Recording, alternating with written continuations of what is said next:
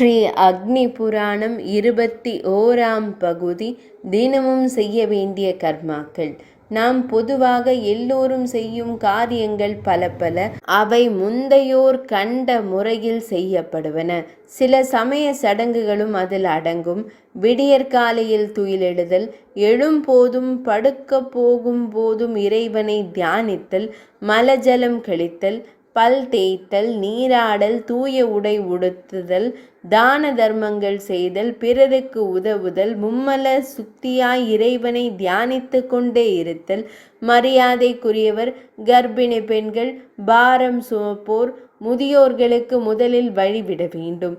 தர்ம சாஸ்திரங்களில் விதிக்கப்பட்டுள்ள முறைகளிலேயே செல்வம் சேமிக்க வேண்டும். இரவில் திருக்கரத்தில் விளக்குடன் பயணம் செய்தல் நலம். குறுக்கே பேசலாகாது.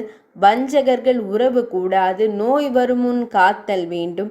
வந்தால் தக்க மருத்துவரை நாடி அவர் அறிவுரைப்படி மருந்து உணவு உட்கொள்ள வேண்டும்.